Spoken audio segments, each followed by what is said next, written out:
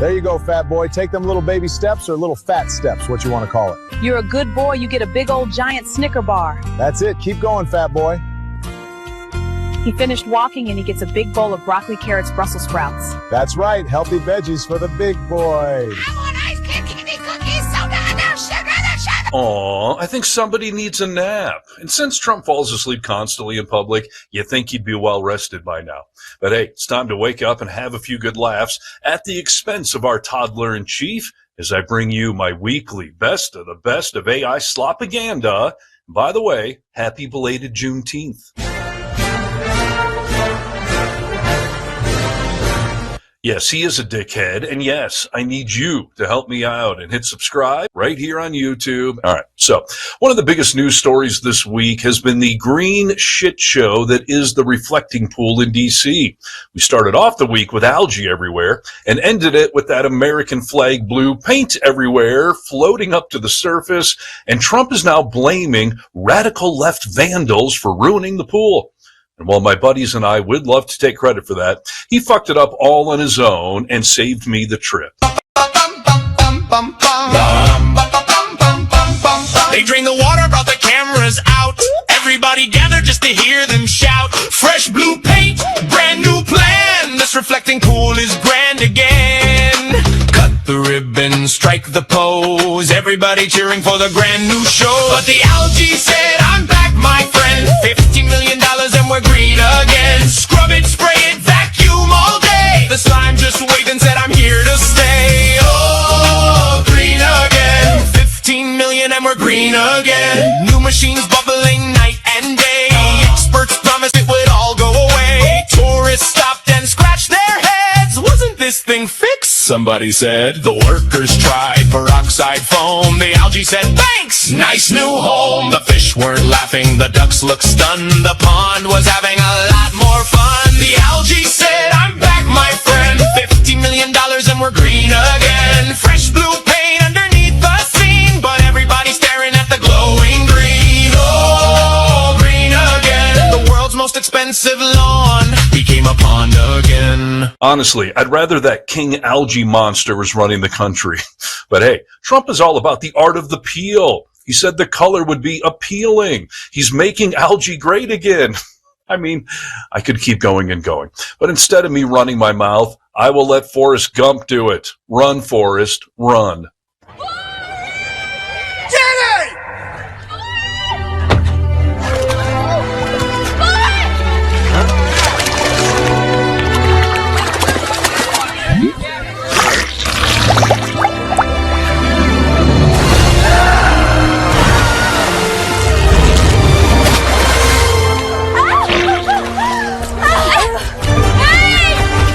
Yeah, remember, politics is like a box of chocolates. The only way to avoid the nuts is if you can read. And while Trump is now saying that we're going to have to drain the reflecting pool and start all over, I think we now have an answer as to why the pool turned green so quickly. What are you doing, Donald? Nothing. What are you looking at? Oh, the silent majesty of a refilled reflecting pool, the clean, cool chill of the American flag blue paint job peeling up, and Cash sloshed again in his bathrobe, emptying a chemical toilet into the reflecting pool, which is why the water is green. Shitter was full. You checked our shitters, honey? Happy 250th. Shitter was full. Well, I know this for sure. Trump is full of shit. I'm talking about his intellect and politics, not his diaper, but that's full of it too. And while the whole world laughs at him week after frickin' week, we saw all of the living presidents assemble a few days ago for the opening of the Obama Library in Chicago.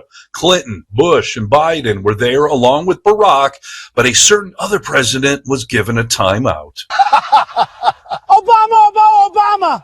He wants me. Obama, Obama. This is too funny. Obama, Obama, Obama, Obama, Obama. All right, let's put him in the corner. Yeah, he can cry himself to sleep like a good boy. Night, night. That's a good boy. Actually, let me disagree with Obama for once. He is not a good boy at all. The whole world views him as a man baby who is more baby than man, and that was on full display at the G7 Summit in France this week, where all the world leaders gathered to represent their nations. Meanwhile, we here in America, we're just glad that Trump was in a different time zone. The further away, the better. I hope the next summit is on the fucking moon.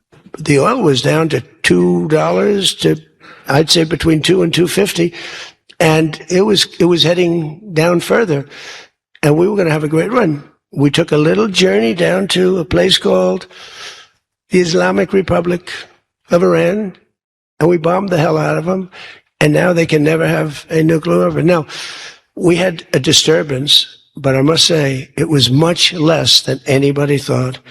The oil never went to $350 a barrel. It went to $115, $120. The oil never went anywhere near that. And the other thing, I thought the stock market would go down 25 or 30%. The stock market a week ago, before we started this, was higher than it was when we started, which tells you that we have a very resilient economy. We have the strongest economy we've ever had. Now, the word affordability is a fake word but made up by the Democrats. Here's where it's fake. Because they made it up. Because I inherited these prices. And when I had my first news conference, first day, they started screaming affordability, the Democrats. Affordability, affordability, they're screaming. I say, what's that all about? They gave it to me. They gave it to me. It's affordability. And they use that word to a fare thee well. Well, they were the ones that created the affordability crisis. I'm the one that got it down. Remember, highest insurance rates in history, highest rates for everything. Eggs. Remember eggs? They were 4 times more expensive than they were in my administration. And I got it down, Peter, very quickly. Our secretary did a good job of agriculture. Brooke, she did a great job with eggs and everything else. And now that the oil is coming down, you're going to see everything follow. Everything follows the cost of energy. And we're going to end up having the lowest energy anywhere in the world. Yeah, Trump said a whole bunch of false, misleading, or just flat out stupid things while he was there. But the dumbest thing, and that's saying a lot, was his accusation that the Prime Minister of Italy begged him for a selfie, which she denies, and she has now canceled an upcoming trip to America. And all of Italy now hates Trump even more than, like marinara from a can. And instead of backing down, Trump has doubled down, and I don't think it's a coincidence that he's picking a fight with a female world leader. Much like reporters here in America, Trump likes to pick on girls because he's a whiny little misogynistic snowflake that can only get a woman out of a fucking mail order catalog. What? World leaders gathered cameras all around, and somebody told a story that got the whole world talking loud. Said she begged for a picture, what a thing to say. Italy fire right back. That never happened that way. Nobody begged for a selfie. Nobody begged at all. One side says it happened, the other says not at all. Now the headlines are flying for the whole world to see over who asked who for a summit selfie. Reporters chased the story, microphones in the air. Diplomats kept wondering how we even get here. A meeting meant for business turned into comedy, and everybody's arguing about photography. Nobody begged for a selfie. Nobody begged at all. One side says it happened, the other says not at all. From Rome to the headlines, it's the strangest thing this week. An international uproar over one little selfie. Yeah, 86-47 and fuck Donald Trump indeed. I am just waiting for the day that one of Trump's vanity projects kicks him right in his 80-year-old nuts. Like this notion that we're going to change the law to allow a living person to appear on our money. Yeah, Trump wants to be on a $250 bill, which would require Congress to get involved. Or maybe we just give him what he wants and one problem solves the other, as seen here. Mr. President, the new money with your face has finally arrived. Bring it here, Marco. Let me see.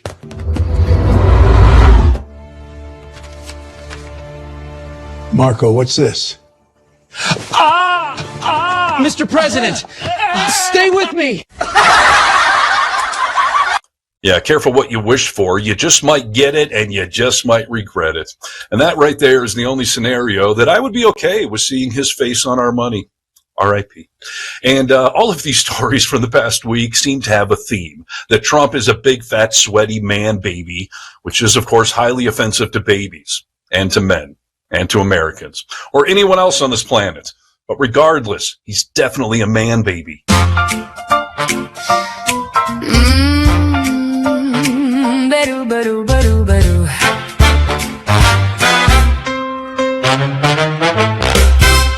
If a parent asks their kid, did you eat the missing pie? And he points at 7 other kids and insists they told a lie, wouldn't there be consequences? Wouldn't there be some tears? Isn't that the sort of thing he'll outgrow in some years? If a teacher asks a student why they didn't do the work, and he stomps around the classroom and he's acting like a jerk, wouldn't he get detention? Won't he get sent home? How come now that he's older, his tantrums have only grown? So why, my friends, are we here now with a toddler for a leader? How come everyone lets him slide just like his bottom feeders? And why is any of this behavior a thing to emulate? How come he's not held accountable? Why does everybody hesitate? Your hero is a man baby, a man baby, a little man baby. Perhaps that was your plan, maybe. An itty bitty man baby. He only plays the fool, and boy keeps getting booed. And when the boo-boo's self-inflicted, he finds somebody else to sue. A little itty bitty, really shitty, spineless chicken man baby. If a kid cuts in the lunch line and says he got there first, and when anybody calls him out, he shows them he's the worst, shouldn't somebody stop him? Won't somebody care? How come he takes and takes and takes while it's pretended to be fair? If a coach puts you in the big game and you strike out every time, do you blame the bat, the ball, the field, or just the umpire's crime? Wouldn't folks start laughing? Wouldn't they protest? How are you supposed to learn a damn thing if you're always told you're the best? Your hero is a man baby, a man baby, a little man baby. Perhaps that was your plan, maybe. An itty bitty man baby. He only plays the fool, and boy keeps getting booed. And when the boo-boo's self-inflicted, he finds somebody else to sue. A little itty bitty, really shitty, spineless chicken man baby.